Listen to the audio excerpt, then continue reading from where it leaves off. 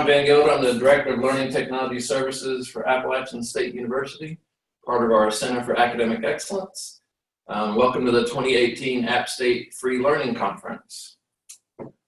So Appalachian State University is part of the UNC system, one of the 17 schools within the UNC system in the lovely town of Boone, North Carolina, where it's an average temperature in the summer is about 78 degrees. Sorry for all you warm weather friends, but it's a great place to visit and a great university. About 17,600 students, somewhere around there, and it's a wonderful place to work and be. So about the conference, this is our 8th annual conference, and it's been a face-to-face conference for the past 7 years. This year we wanted to try something different to see how it would work in a virtual environment. So this year, and all years, we focus on effective uses of technology for teaching and learning, and that's still the same.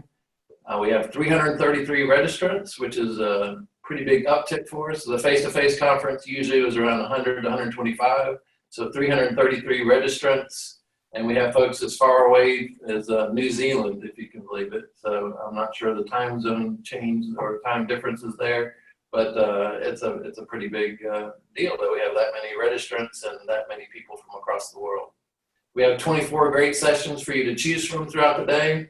If you, I'm sure you've seen the Free Learning Conference website, but it's just flc.appstate.edu, and the sessions there, the schedule's posted. We did have one change that we're working on right now because one of the people registered to present had a family emergency today and had to not do one of the 2 o'clock sessions last minute. So we're working on that right now. But 24 great sessions to choose from, everything from universal design for learning to technology and teaching and how people are working with professional development. So really great sessions across the board. I'd be remiss to not thank the conference planning team for doing all this work. So Emery Maiden's one of our lead instructional tech people for the conference. He's been working with us for a while now and been the main leader for the Free Learning Conference over these 8 years. It's been his baby, if you will. Then Kelly McAllister, Jennifer Natali, and Ben Powell. So all faculty, two from the library, and Ben is College of Business. And then Crystal Wiesner, who's not pictured here, but she's one of our admin folks for the Center for Academic Excellence. And it's great for logistics and things like that. So as I said, this is all a virtual conference, so everything's throughout the day will be launched through Zoom. So the speakers will have a co-pilot, if you will, helping them with their Zoom sessions. And Zoom's been a great product for us to add to our technology toolkit over the years. And at the lunch hour, if you're more interested in Zoom, there's a Zoom session with one of our Zoom support folks, Marco, if it's going to talk just about Zoom and everything that Zoom can do for folks. So there's, again, the website, if you have any questions, is flc.appstate.edu. And at part of that site, there's a Zoom support room. So if you have any trouble with Zoom throughout the day, I don't think you will, but if you do, check out our Zoom support room link. One of the things I'd say, if you're having any issues, sometimes if you leave a meeting and join the meeting right back, it usually fixes a lot of the problems. There's a button in the middle of the screen that says join by computer audio. That's probably usually the culprit that people forget to click on that, so they're not hearing things. And then I'm pleased to say that Jim Ptaszynski from our UNC System Office is leading our keynote today on evolutionary or transformational change. So Jim became the Vice President for Digital Learning at the University of North Carolina System in January. His primary responsibilities include implementing a digital learning action plan and leading a new UNC System Advisory Council for online education and digital learning. He will also conduct research to determine the needs in online education that are most relevant to current and future industry demands, as well as economic development. Finally, Jim will help identify and facilitate creation of unique programs tailored to fit regional economic needs and entrepreneurial opportunities, and support the development of degree programs with contemporary delivery methods. He spent a significant portion of his career working to improve access to higher education through technology. Most recently, he served as Senior Fellow for Post-Secondary Success at the Bill and Melinda Gates Foundation. Jim also served as Associate Dean at the Graduate School of Management at Wake Forest University before spending nearly 20 years at Microsoft, where he was Senior Director for Worldwide Higher Education Strategy and responsible for helping colleges and universities, as well as individual faculty members, integrate technology into their teaching and learning activities. He's also served as U.S. Secretary of Education's Commission on the Future of Higher Education, the Middle East Institute for Higher Education, as well as many other task forces, and is a trusted advisor to numerous educational organizations, including serving on the Council of Senior Advisors to the International Association of Universities Presidents. He received his BA from the University of North Carolina at Chapel Hill, his Master of Science from Shippensburg, University of Pennsylvania, and his PhD from the University of North Carolina at Chapel Hill. His keynote today talks about evolutionary or transformational change. And for almost 40 years, we have talked about how technology will transform higher education. While there has been some success, much of the change has been small, incremental, and evolutionary change. For the better, we have transformed many of our back office processes, for example, registration, but the core of teaching and learning remains much the same as it was when we ourselves were in college. I'm going to turn it over to Jim for our keynote address, and welcome, Jim, and thank you so much for being the presentation on our keynote today. Well, good morning. Thank you so much. So you can hear me okay?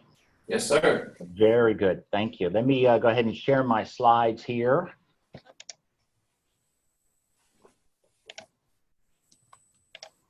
And you can see my slides, okay? Yes, sir. Outstanding. Okay. Well, it's both an honor and a pleasure to be here today. It's an honor because you all are very important. You have great jobs at the university helping our students. And for you to spend this much time listening to me bloviate, it's very much of an honor and a pleasure because I absolutely love higher education. I'm very passionate about it. It's been my lifelong career, and to be able to, anytime I have the opportunity to work with folks like yourself, it's very much a pleasure. So there are a couple little housekeeping items before I get into the main thrust of my presentation. First off, there is, as was explained, a chat room. So if you have questions throughout my presentation, you can go ahead and put those into the chat. I won't be monitoring the chat. It's hard enough for me to chew gum and walk downstairs at the same time, so it'll be a little disconcerting to have a chat, but Tom and Emery and others will be following that, and toward the end, they'll pick the most salient and pithy comments for me, hopefully to provide some kind of answer to. As we get started, I also want to do a short poll to kind of just get a feeling for who's out there. So if you all could put the poll up now, there's just a couple questions. And it's one poll. So if you can just go quickly through this and pick your answers. And then we'll show the results and continue.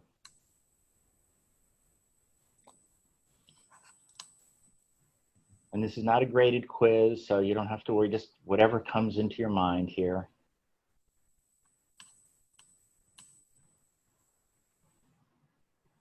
Give you about 10 more seconds.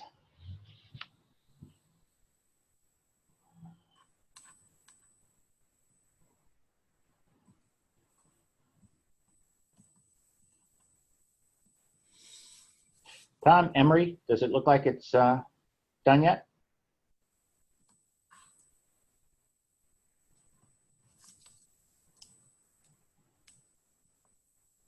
Ten more seconds. Sorry, I was muted. Okay. I think we have a quorum here, so I'll end poll. Good.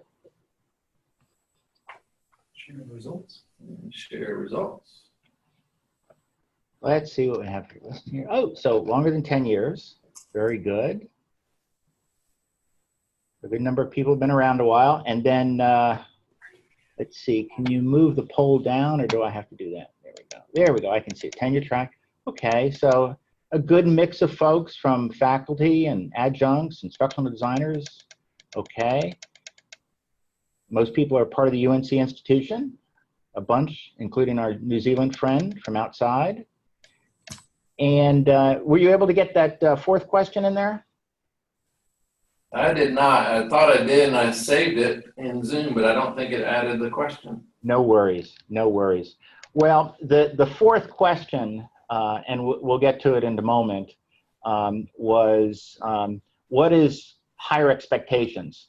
Is it the cannabis industry in Washington State, Colorado? Oh, there we go. There we go. It added as a second poll. Sorry about that. Okay, well, let's go ahead and take that poll real quick. This one. This shouldn't be too hard, so we'll take another 10 seconds.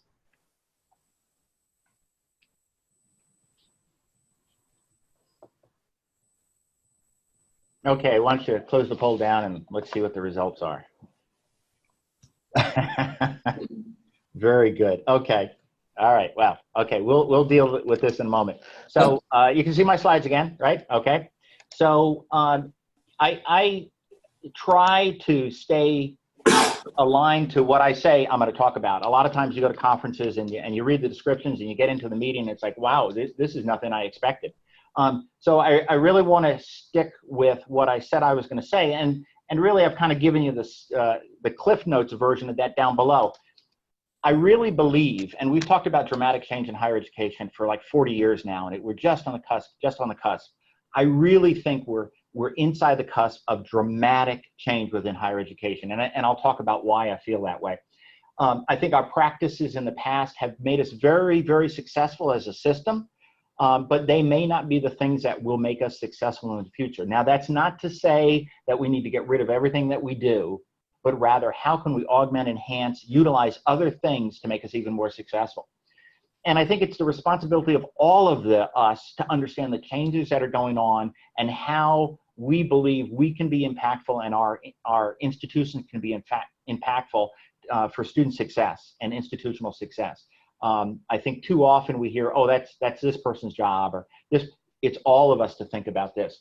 And then finally, one of the messages I want to get across is we need to be more like a system.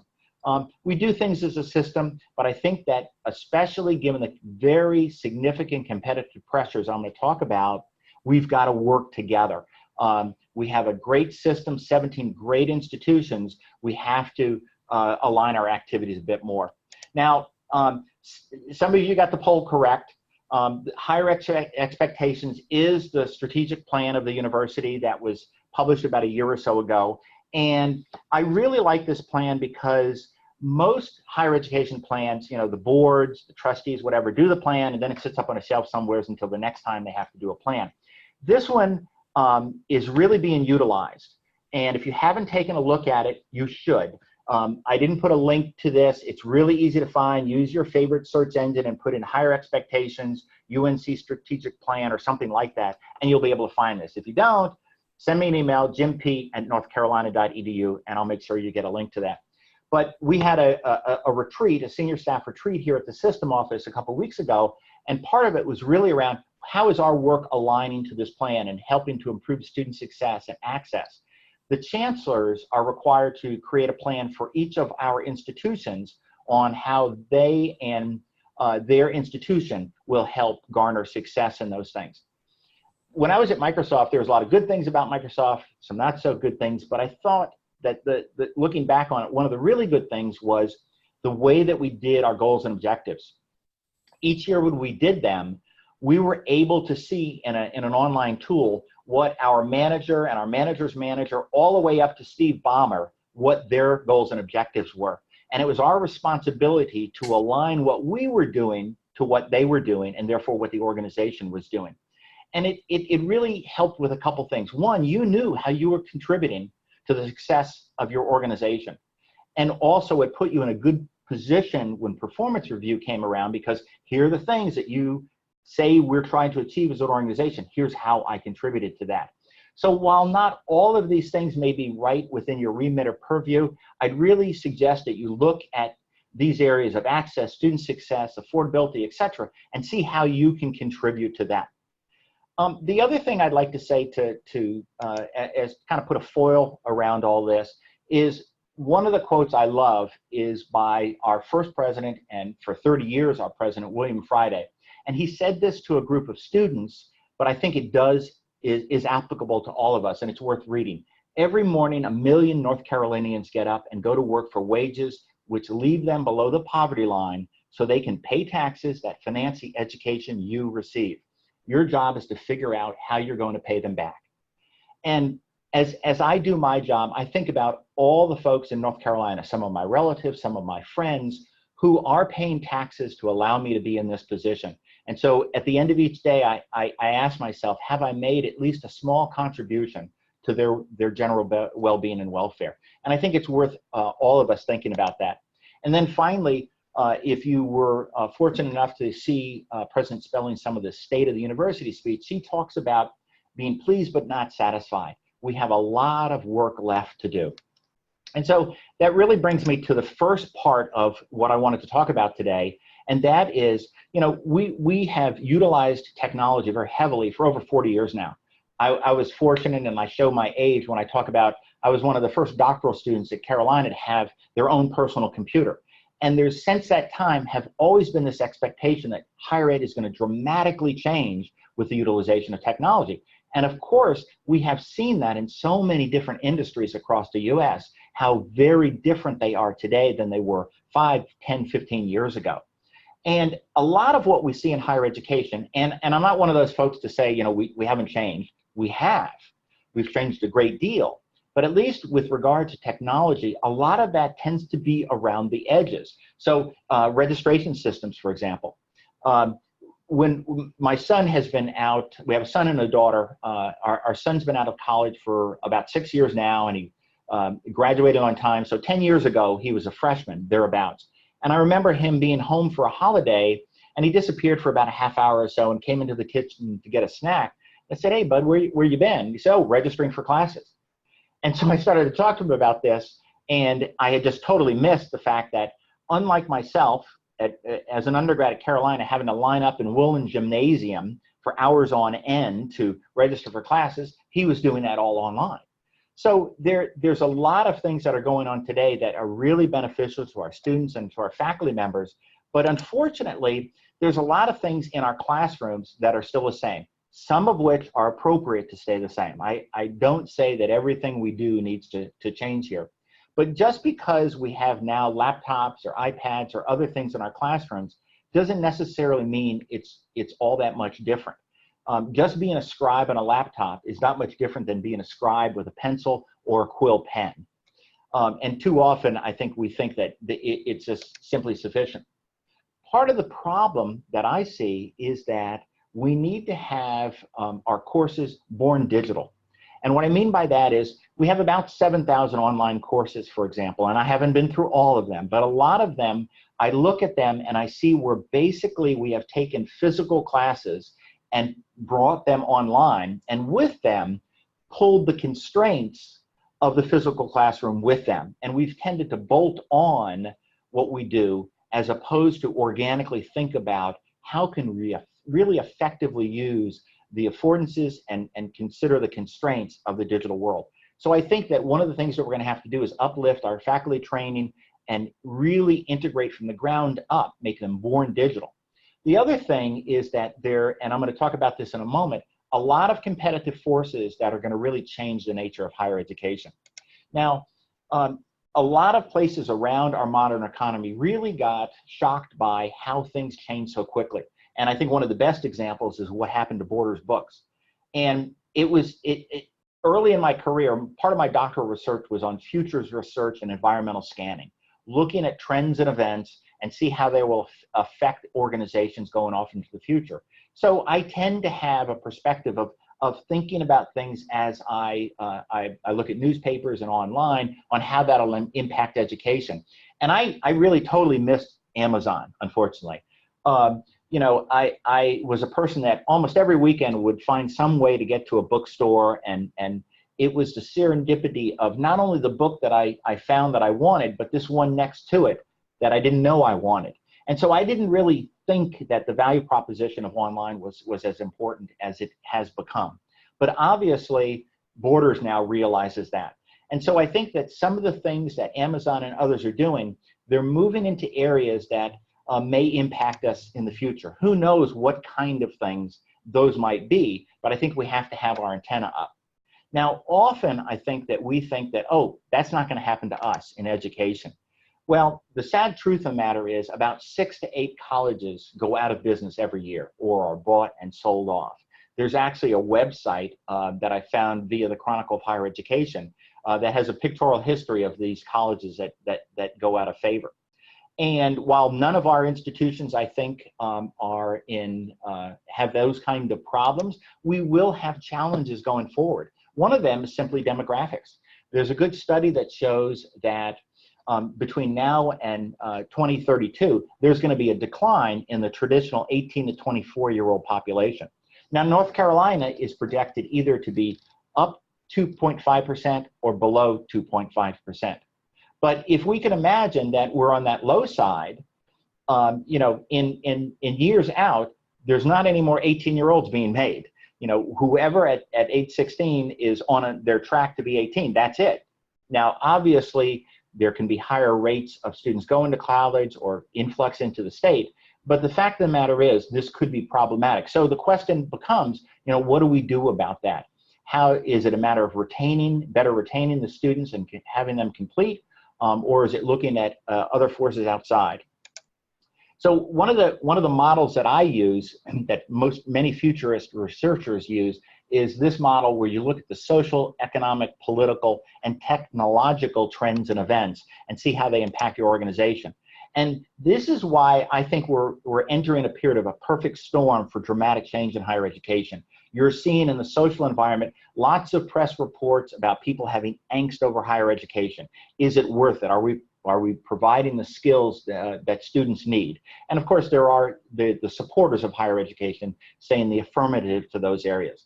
But there's also the economic pressure where it's getting more and more expensive and people are starting to question whether or not it is worth it with regard to that.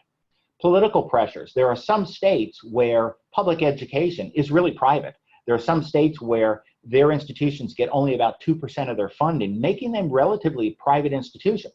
We've been very fortunate in North Carolina that we have very strong legislative support of our institutions, and very appreciative of that. And then, of course, the technological.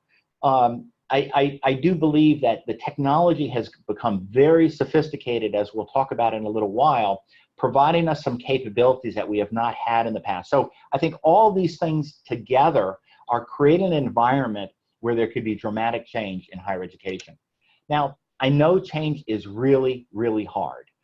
You know, as an example, and I used to be a case study professor when I taught marketing, so I tend to use some odd examples. So here's one where if you were a builder of, say, homes, and you apprenticed with someone learning how to build ranch homes, and then you had your own business, and so over the course of 25 years, you built some really nice ranch homes, and then someone came along, a customer who wanted some special accoutrements and window treatments and a hot tub and whatnot, you're probably going to start with a ranch in mind. Now, the end result may be a wonderful home that the customer loves, but it will definitely be a ranch, as opposed to there are a plethora of other types of homes out there that might have been better. But because you've spent 25 years building better and better ranch homes, you're probably going to start with, in your DNA, how do I build what the customer needs in a ranch home? Now, I think we have the same problem in higher education, and it goes back to Clay Christensen, who did the Innovator's Dilemma, which at its core is really about the fact that if a company or an organization, college or university, is really successful in what they're doing, there are tremendous barriers to change. You know, their clients, their customers don't want them to change. They're happy with that particular product or service. Their investors don't want them to change. They're happy with the products they're generating. And the employees don't want to change. So what happens is that smaller competitors may come into a market with a new innovative idea that they don't have the legacy systems to worry about. And so before that larger organization realizes this threat, the market share has shifted to that smaller competitor.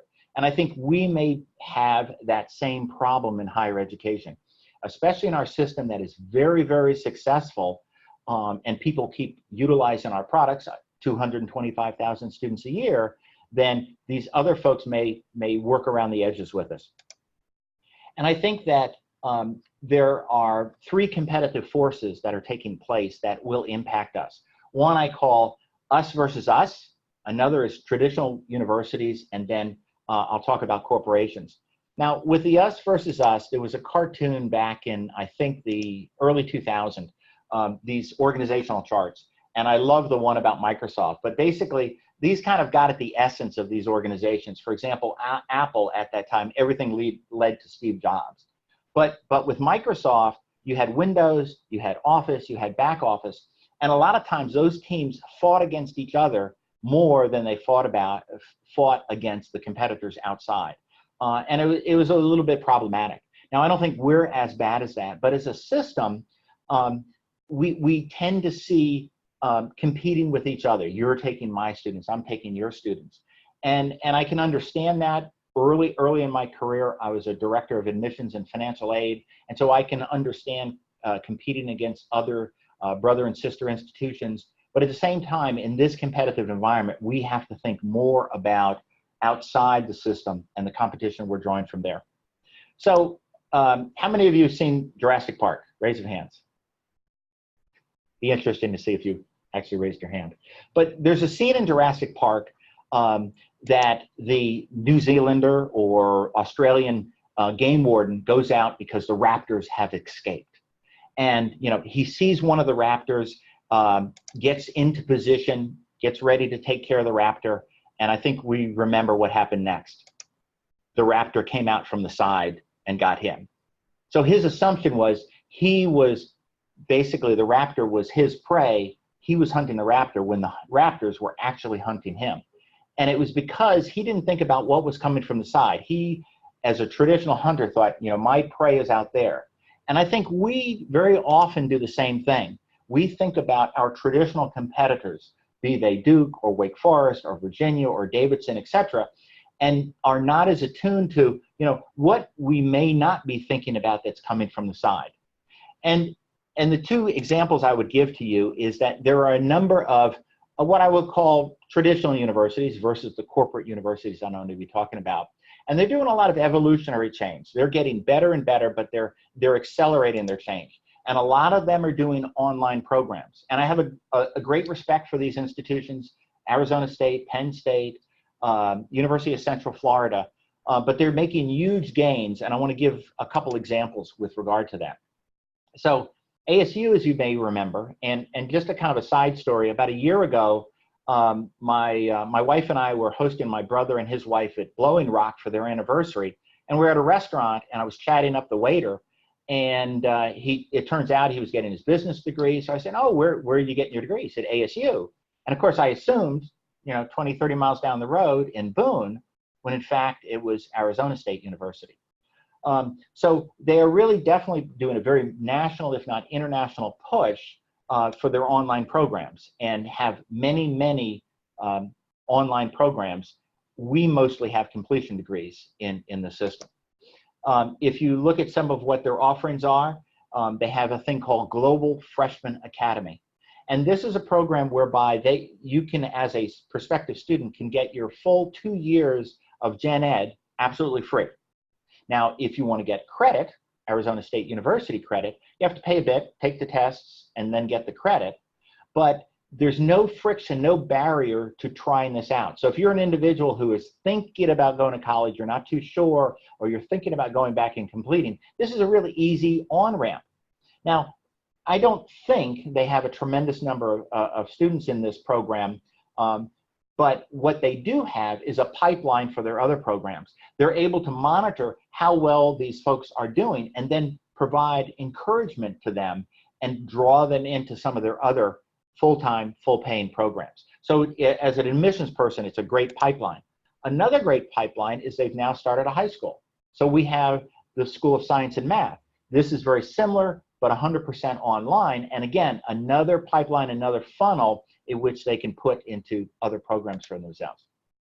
Now, if we had any doubt about their aspirations, right around graduation time, I saw all these things on Facebook asking their graduates in various parts of the US to put on Facebook their great experience they had with ASU. So we saw them talk about the South, the West, the Midwest, and even international. So there's lots of aspirations by them to grow. And I'll talk in a moment what specific impact that will be on us. But there are other folks, you may have heard of Purdue buying Kaplan University and combining the two. They're expanding out their footprint. Quite a bit of it is also in competency-based education, but also in traditional programs. They're also having a special emphasis on the military. Now, we have lots of bases in North Carolina, the military, but they're pulling them away to Pennsylvania for this. Now, what's interesting is that studies show that 55% of online students tend to take their online courses from an institution within their state. So I did a very quick analysis, and we're going to do a much more extensive one this summer, but a very quick and dirty Excel spreadsheet on the number of students in North Carolina that go to universities outside of North Carolina. And again, the quick analysis showed about 40,000 students. Now, I don't know why they're doing this. We're going to do some analysis to figure that out. And all of these individuals might not be individuals that could go to our institutions, meet our qualifications. But think about it, if half could, or even if 5,000 of them could, there are probably some of our institutions that could benefit from 5,000 smart students attending those universities. So I think that we're starting to see on one side a lot of pressure from some of the other more traditional universities in online blended learning, hybrid learning, that will put pressure on us going forward. At the same time, we're starting to see corporations get into the mix. And I want to give you a quick example of some experience I had at Microsoft, because I think it relates to what we're going to experience. When I was there in the early days, late 90s, early 2000, there was this battle between Microsoft and Google.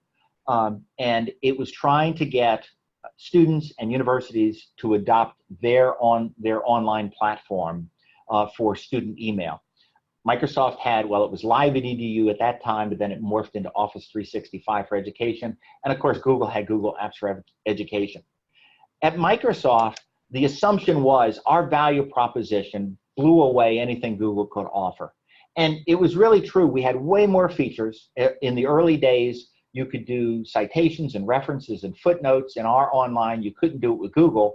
And we knew how important those things were to academics. So we had a plethora of more features. Security was better, privacy, we aligned with FERPA better, we did archiving, et cetera, for the legal requirements. So we thought there's just no way that they're gonna overtake us. We also had a bunch of marquee schools. Even when an institution went Google, their medical school, because of some of the HIPAA requirements and legal requirements, stayed with Microsoft. So we thought, over time, we're really gonna win this battle. Well, those were strong assumptions. But what really happened is Google really launched ahead, and it was because it was free. At the time, early on, it was not free at Microsoft. It became free. It was very much all internet-based. There was no client install. And then it was new, not your parents' email. And so they had a tremendous period of time where they gained tremendous market share. Now, to kind of skip ahead, 15, 20 years, the fortunes have kind of reversed. Because of the enterprise support that Microsoft gives. But at least in the early years, our assumptions just did not hold up. And the reason I give you that example is I think that we have similar assumptions in higher education. And with regard to that, and my slide doesn't want to, there we go. This is my son and daughter. They both graduated from Gonzaga University. They went to a small school, but good basketball. And I must say, 2 years ago, my wife and I are both Carolina grads. They're now Gonzaga grads. And that NCAA final 2 years ago was really, really difficult to put up with. But in any case, we have some of the same kinds of assumptions. We think our degrees, which lead to accreditation and diplomas, the reputation that we have, the access to financial aid, are our assumptions that they are going to be barriers against these barbarians at the gate. And those are some assumptions that we have to question. So looking at, for example, a battle royale between us and someone, say, like Microsoft or Amazon, we have this value proposition, but on the other side of it, that may not matter. Some of the things that they're producing, and I'm going to show you explicit examples, have very direct links to the job market, which may be very enticing to students, to parents, et cetera. No or low cost. So financial aid may not matter to them. Available right now. there's very little friction to going in and learning something, getting the credential. And then, of course, it's all internet-based. Some of the examples I would show, not very good, but growing, is what Google is doing. Lots and lots of videos out there related to higher education. If they would probably curate it better along and align it to what we do, it might be much more substantial in the marketplace. But a lot of students do start to go out there and utilize that. There are other tiny little services, but gaining lots of market share out there at a very, very low cost. Probably one of the more significant ones is what Amazon is doing. So they're providing certificates, credentialing in Amazon Web Services, data analytics, machine learning. Now, and I've gone through the curriculum, and it's quite good. Now, I would say that it's just simply a certificate, and you might think that, well, that doesn't hold up against a degree, but there is such a dearth of graduates, of folks with these capabilities, and there's such a growing need in the marketplace that businesses may be forced to choose these individuals. So yes, they may want to hire one of our graduates that has experience in this area, but if they can't, they may be willing to take a chance on someone with a data analytics background, but only a certificate. And over time, if they find that that individual is doing really well on the job, well, all of a sudden, it cheapens our degree and opens the floodgate for that. So I think that we can't just simply brush off what some of these commercial providers do. I think our offerings are still better, especially for a person's career versus just that first job, but I think that this can pose a threat. The other thing is there's some buzz in the Chronicle and other places that there's a learning group that's being spun up at Amazon, and so they may have much wider aspirations with regard to teaching and learning. Probably even more of a threat is lynda.com, or they have been purchased by LinkedIn and LinkedIn by Microsoft, and they're providing hundreds of courses online right now at very low cost. But I think that the bigger threat here is the fact that when you're up on LinkedIn, the kind of professional Facebook, and you have provided all your Vita information, your work experience, what your strengths, your weaknesses are, etc., all of a sudden, they can tailor messages to you. So I go up on LinkedIn quite often to see what the latest and greatest are in marketing, market research, those kinds of jobs, and what those kind of people are doing because of the kind of needs that we have at the system office. But because they're tracking me, I get little messages. Hey, Jim, I see you're interested in this marketing position, and you've got, 4 of the 5 skills that are required for successful people to get that position. For that 5th skill, you want to take this course.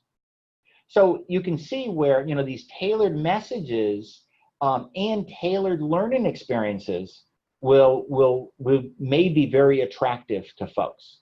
And so I think that we have to keep an eye on what these corporations are doing. Now, just to give an example, here's UNC Online, and I think this is similar to many of the other websites out there throughout the system. I mean, it draws you in, it shows you that you can have a home life and a child and still go to school. But then when you get down to, say, the course descriptions, and I just typed in, writing course, it's rather bland, and then you might dig down into a particular course and find out the course is full, or you might go to another course and find out that, well, you're not in the system right now, you're not a student from one of our institutions, so now you have to go through this whole process to sign up. And so there's what I call a lot of friction in the system in keeping folks from what we have to offer. Now, compare that to some of the other things that are out there. And if you haven't looked at masterclass.com, I'd really encourage you to, and to get a feel for what they're offering. Basically, it's getting well-known people in a particular discipline, Spike Lee for directing, or Samuel Jackson on acting, James Patterson for writing, and teaching what they call master classes. I showed the board of governors a very short snip of one of these master classes, and I won't take the time here to do that, but I would encourage you to go up there and take a look at this. But you have all these well-known authorities, and the material is quite good. I mean, they have video lectures, they have other content. When you go and look at, for example, the syllabus, pretty good syllabus. Perhaps not as good, or I would say not as good as our writing courses, but for an individual who is interested in a particular area, they would get the feeling that this is something they could learn from. Also, good evaluations. It's not ratemyprofessor.com, but you can get a feel for what others think about this course. And of course, it's across all different platforms, using your PC, your tablet, or your phone, for example. And again, lots of different folks who are presenting these. So I would take a look at that, because I think that the material is very engaging. It draws you in. And so much of what we do in our online or blended learning is very much LMS based and pretty much just really content based, that we tend to pale in comparison to that. I think we have assets to move in this direction. We have a wonderful asset, UNC TV, which I think with their graphics design and other folks, as well as the UNC School of Arts. So we do have assets within the system to move in this direction if we so desire to do that. Now, I want to kind of wrap up with some things to think about. And I don't want to stand before you today and say, okay, here's what we got to do. Because I think you all are in the best position when you understand the threats and where our higher education industry is moving, what on the ground we can do. But I do want to give you some examples to think about. And really, they focus around big data analytics, which I think is becoming very, very mature, that will allow us to understand where our students are and where they're going and where we can provide help. I'm a very strong believer in the potential of next generation adaptive courseware. I think that it is getting very mature and something that we should think about. And then artificial intelligence. Now, a lot of these things are being applied in various industries to really great benefit. You may have seen the announcement a couple months ago where Amazon now has licensed or copyrighted, registered an algorithm that anticipates what you're going to buy tomorrow. So what Tom or Emery is going to buy tomorrow, they know before Tom and Emery know that they're going to buy it tomorrow. Now, the benefit to that is that they have these distribution centers. And so if you're close to one of those distribution centers, say in Seattle, they can offer you not only next day delivery, but delivery today. But in other places, say the Raleigh-Durham area, they can't. So if they can ship products to Raleigh-Durham, so when Jim goes online, and instead of taking the time to go to South Point Mall, it's like, wow, I can get this afternoon. That may be enough to keep Jim from going to the mall and buying it from them. So the promise here, I think, for us is, how about if we could anticipate what students need to know for their learning that they're going to encounter tomorrow? That's where we need to go with these things, the power of these technologies. There's a really interesting TED Talk by this faculty member at Georgia Tech. And if you use your favorite search engine and type in Jane Watson, a play off of IBM's Watson, but Jane Watson, AI, computer science, you'll find this TED Talk. And basically what this is about is this faculty member was teaching this online master's computer science course, and he had 10 graduate assistants, but they had like 300,000 messages going back and forth online. And it was really difficult for him and his grad assistants to answer all those things. So since it was computer science, they created a virtual teaching assistant and trained it to answer these questions. And when Jane Watson got up to about 97% accuracy, they turned it loose into the class. And it performed so well, and it helped student learning so much, that at the end of the year, the students voted Jane Watson the best teaching assistant of all the teaching assistants. And he talks about this in his TED Talk, and unfortunately, one poor soul actually tried to ask Jane Watson out for a date. But they let the students know that this was artificial intelligence, and of course now the whole world knows. But too often when I talk about this, faculty think, oh my gosh, this is taking over our jobs. It's not. It's focusing us in different ways. these were kind of, the professor talks about this, these were kind of the rote 80% questions that year after year after year, the faculty member and the teaching assistant got. So now this adaptive technology could answer those questions so the teaching assistants and the faculty members could focus on the things that really their expertise could help those students. And so I think that those are the kind of things that we need to think about. It's not replacing us, it's really augmenting us. You know, the utilization, for example, of quizzing engines, because we all know that the students get better in tennis or academic work by practice, critique, practice, critique. So being able to provide that using technology is something that we should look at. So, you know, one of the problems I had when I was a faculty member, and I never had a class this size, thank goodness, but it's really around, you know, which students are learning, you know, which ones are having difficulty, how can I personalize the learning experience for those individual students? And so another problem I had was, you know, where do I teach? Do I teach the students that are really struggling and therefore everybody else is bored? Or do I teach the ones who are really getting it and take them farther but leave all these other behind? Or do I really kind of teach to the middle and then, you know, a lot of folks are left out? And so what I always thought, you know, I needed some kind of radar to figure out who was learning and where they were. And I think we're starting to see that with technology. I had the benefit to sit in about 2 years ago when I worked at the Bill and Melinda Gates Foundation, Dr. Kelly Hogan's class at UNC. She teaches a biology class, several hundred students. You may have seen in the, I think it was, May 11 Chronicle of Higher Education, she was featured on the front cover talking about how her techniques, and it's not just technology, but also many other pedagogies, how she has closed and eliminated the gap between the average class as well as underrepresented students, economically disadvantaged students, first-generation students. And one of the things I keyed into when I went to her class was her very effective use of adaptive learning. She was using Campbell's biology, and there were some applications that were tied to this, more than just kind of a clicker kind of experience, but it allowed her to do some polling, and you can see on the right, when students come in, they put in what seat they're sitting in. So they're not assigned seats, but they put in what seats they're sitting in. And so here's round one where she asked the students what they thought about what she had just given a little mini lecturette on. Oops, and my slide went by itself.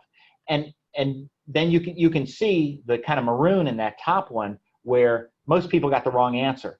And then after doing a share and pair exercise and some other type of interactive exercises, she was able to do it again, and the student output really improved. So it's a combination of old style pedagogy, but also utilizing the technology to see where those students are.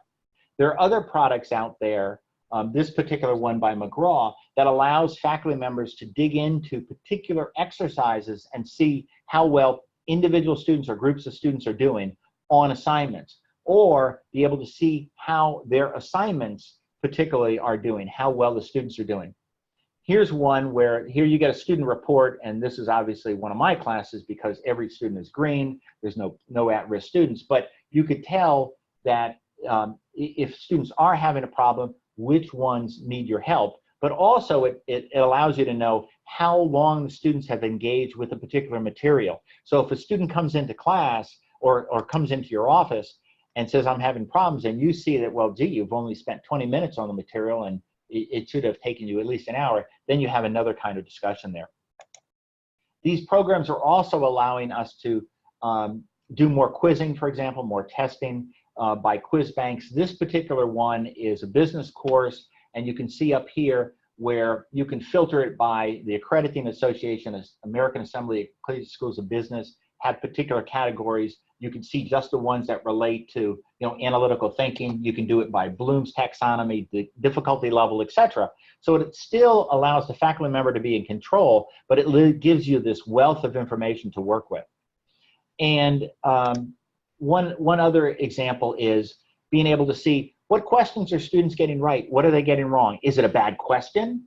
Is it a bad piece of content? It allows us to go deeper, and again, provides us the capability of doing that much easier. And then finally, and this is just starting to appear in these adaptive courseware environments, really going down to be able to see exactly where in the content this is being successful or not successful. So the students aren't doing well with this question. Is it the question or is it the content? And I want to be able to see exactly where in the content this is happening. And so to kind of wrap up, I'm enamored with the utilization of technology, and I think it is something that we should consider utilizing because it really addresses problems of practice. It's not a matter of glitzy or new age things to do, but we now teach a more and more diverse set of students, and there's a need to be able to personalize it to those individuals, be able to give more feedback and more critique, as well as this kind of institutional radar to see where our students are doing. And I think that's what some of these things provide us and allow us to do. So I hope that I've given you a little bit of a taste for some of the competitive factors that we're running up against that are really going to make a very different environment. I think that it's probably at best 5 years, maybe 10 years, where things are going to be very different for us. And while we can wait until that happens, we'll have less choices at that time. So I'd really encourage us to think about how we can make our courses more born digital, how we can work with this diverse set of students, how we can be more aligned to the things that are on our strategic plan. Because if we do that now, we'll have more opportunities to get ahead of this as opposed to basically reacting to this. So at this point, I'd like to see if there are any questions. Tom, Emery, if there's anything I can answer. Yeah, we have a couple. Can you hear me okay? I can hear you great. Great. So let me look through some of these. From Zach Morgan, potential question for Jim. Does he think the way we will be forced to contend with increasing automation will cause a paradigm shift for higher ed? Well, I think it's, I don't think we will be forced per se. We're very resilient in higher education. We have a strong culture and climate, and we do our jobs very, very well. So I think that unlike other parts of the modern economy that are being forced to do these things, I think forced is probably a strong word. But I think to his point, I think that we should take control of this narrative before we do feel the pressure of being forced. If we do understand that things are changing, let us figure out how best to adapt to that, as opposed to if it is true that we'll be eventually forced, let's get ahead of that. And so when I'm starting to work on a larger strategic plan for digital learning across the system, I'm trying to involve lots of different folks. I'm working closely with David Green, who's the chairman of the Faculty Assembly, for example, and trying to get the Faculty Assembly involved, and provosts and chancellors and others involved in this, because I don't want us to be forced. I really want us to be in charge of how this is laid out. I hope that helps to answer his question. Great. I think we have time for a few more. Tabitha Bailey was asking, saying, speaking of avoiding some of the us versus us, do you have a vision for a strong 2+2 between North Carolina and UNC for online and hybrid education? So hopefully this will answer this question. So right now, I don't think we do a very good job. The incentives aren't there. We have UNC Online, which lists the courses across the online system, and only about 25% of all online courses do institutions put into UNC Online. And I think that the premise for UNC Online is a good one. So if I'm at ECU and I need this Math 101 course to graduate, but it's not offered at ECU, but it is at Greensboro, being able to take it and therefore save me and the taxpayers money to graduate on time. But unfortunately, we only put a small percentage of our overall online courses, and then we really inhibit other folks outside of our institutions from taking those. We close the courses too early, et cetera, et cetera. So we can definitely do a much, much better job in that. A second part of this question is that one of the things we're looking at is some shared services to help with this. Right now, as we look across the system, people are using different online program manager, OPMs, providers, Noodle, Pearson, Wiley, et cetera. And it's causing a lot of extra cost and friction. So one of the things we're thinking about is that what if the system provided much of this online infrastructure for the use of our institutions to reduce this friction, reduce the cost, and that may be a much easier ramp. It also provides us to go beyond the legacy systems that we're all tending to use right now. So hopefully that helped a little bit. Great. And a follow-up to that a little bit is from UNC Asheville, asked the question of, is the UNC system providing any funding to schools, faculty, or support staff to support online education initiatives? That's a great question. So with 17 institutions, 15,000 faculty, 30,000 staff, if we were to little by little give little grants to all these different institutions and departments, et cetera, it would take 20 years. We don't have 20 years. So we're trying to figure out right now, and again, with lots of communication and collaboration across our various institutions and various groups, what's the best way for the system to do this? So one of the things that we're going to have on we'll send out an announcement soon. We have the TIDE conference, Technology and Digital Education Conference, normally in February timeframe. We're going to have a mini TIDE in September, which we're going to announce soon, a one-day program.